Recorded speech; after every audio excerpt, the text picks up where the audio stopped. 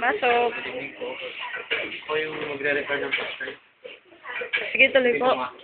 Sige po.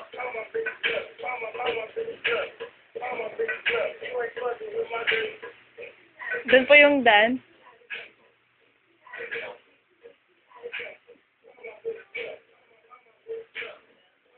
Ano ba yung mga nire-repair?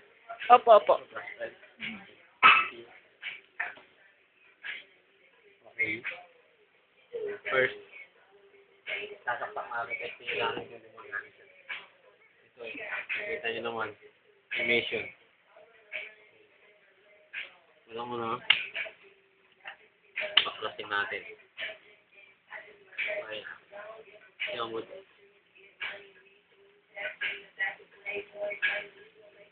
Check natin sa PC kung maridetect. Right click at properties. Mapapansin yung terabyte po siya. Kaya, kukus na natin. Pwede na hubutin ka agad. Wala nang eject. Ayun, gagawin natin dito, mga master. Mga master is, bubuksan natin itong flash drive. Una, dapat may gamit ng lahis. Lahis po.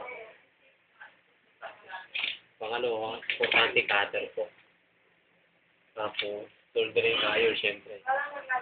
Tapos, ito yung hot air. Ito, gamit ko sa kusina, kinuha ko pero useful po. Ito, useful po ito. Muna, tignan natin. Sa screw. Ito yung mabuti kung paano balatan. Ilagay nyo dito. Kung ayaw, cutter na lang.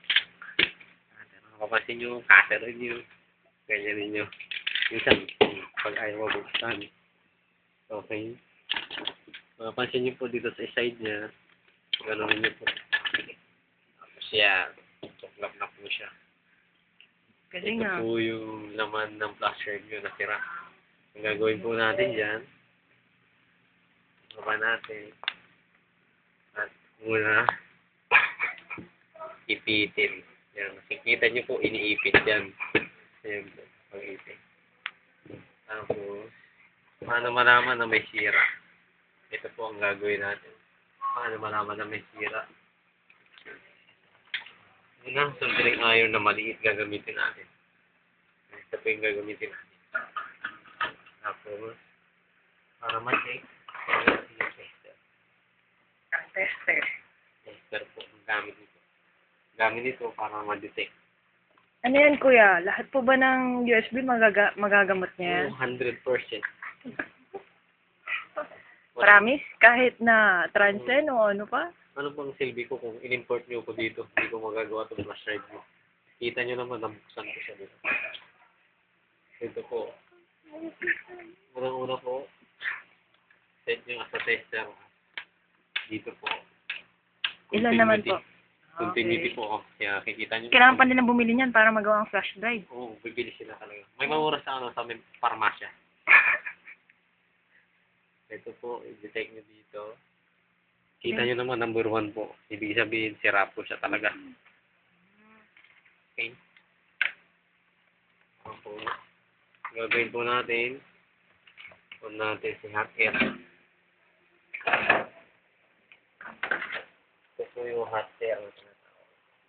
I-rehat po natin. Okay. Ayan, naka-on na po. Painitin ng konti. Check nyo. Tapos, nakikita nyo po dito, i-set nyo po siya as 4, tapos 6. Tapos balik again, umiinit na po siya, tapat nyo po. Tingnan nyo mabuti kung paano po gawin. Yan. Reheat nyo na. Tapos balik na rin natin. Okay. Yes, stop. Yun na yun, kuya. Magaling na siya. Oo, bilis lang, no? Kaingay naman yan. Ganun lang kabilis po. Pagpainit ng buhok. Lower. Makikita niyo po ma'am yung ginagawa ko. Itong plus drive niyo po, ang gagawin po natin. Kita niyo po. Yan, para makita yung video. Takal po yan. Oo, kinukuha na nyo ng video talaga o kunwari lang yun. Totoo to, kuya. Yan. Ito pala. Dito po, wala. Para naman may matutunan sila. Sa mga school na hindi pa nakakaalam at sa mga hindi pa nakakapag-repair ng flash drive na ganito po ang procedure kung paano i-repair.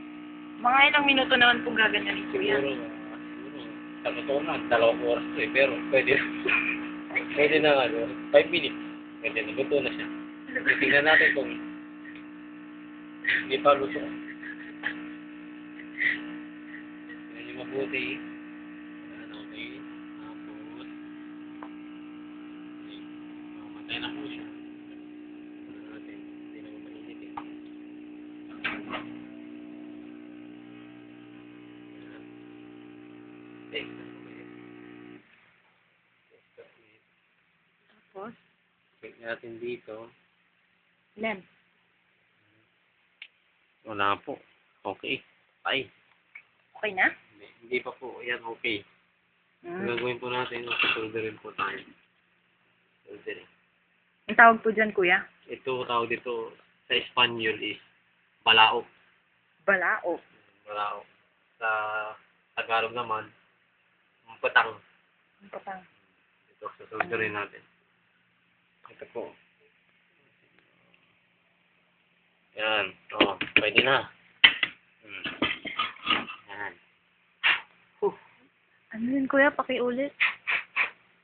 Tignan niyo po. Testing po natin, ha. Testing po natin. May mabuti. Ayaw.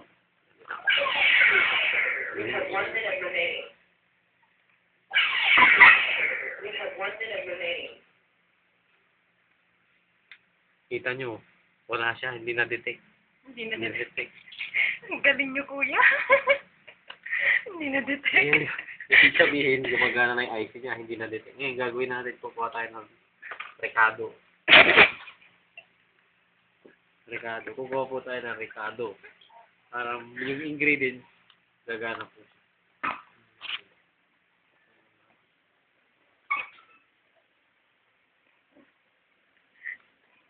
Kuha po tayo ng suka.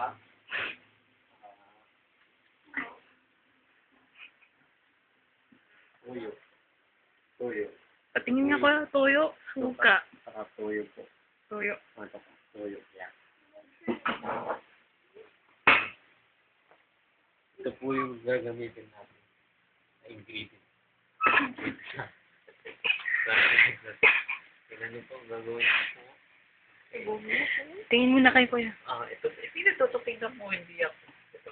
Tingnan niyo mabuti mga estudyante, mga instructor. Tingnan niyo po. Paano yan? Yan. Papasakan natin. Kita niyo yun? O, ayan. Kitang-kita. Pinatakan natin ang suka. Tatlong bagsak. Tapos, ipan. Tapos sumunod si Toyo. Toyo. Nakainin mo. Toyo. Toyo.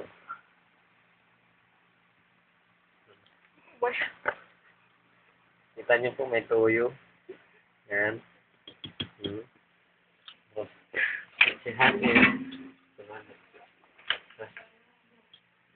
Reflow. Yan.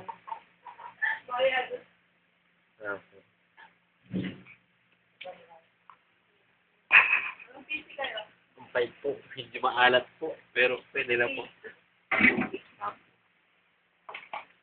Tingnan niyo mabuti po. Saan po, kuya? Ito po. Kinatamaan na po siya. Diba? Ah. Gagawin po natin. I-assemble na po natin siya. Hindi nyo na papainitan ulit, kuya? O Hindi na. lalagyan na ano? Ito. Last option namin. Ito Ano yung tawag dyan? pang-inang na malaki. Pang-ina. Pang-soldering. Sasaksak natin ito. Soldering. Patingin ang pagkakak. Nakasaksak na ba, kuya? Soldering. As in sa kanya yan? O, kita nyo naman. Kita nyo.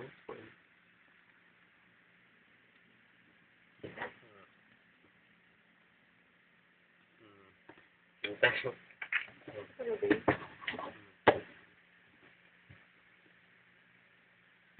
Kita nyo. Ang laking soldering iron ko. Anong pangalan yan? Soldering iron po. Parang... Yan, Ate Jen, malapit nang magamot ng USB mo. Oo. Gamit ka na bukas. Ka-project mo po. Di ba may defense ka pa bukas? Tapos ligpit nyo po. Yung toyo, ibabalik ko na itong toyo kasi baka magalit ko. Hindi mo na ba haranahan yun? Inom ako ng konti kasi Napagod ka? mahirap mag-ingredients eh. Tingnan natin ulit. Back tayo sa work natin. Ito na po. Pabalik ko na po natin sa dati.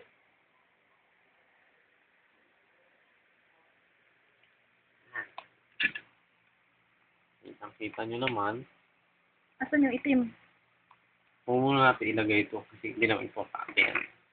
Tingnan natin kung gagana na siya. Hindi mabuti, kung gagana na siya. Tapaktak ko na po.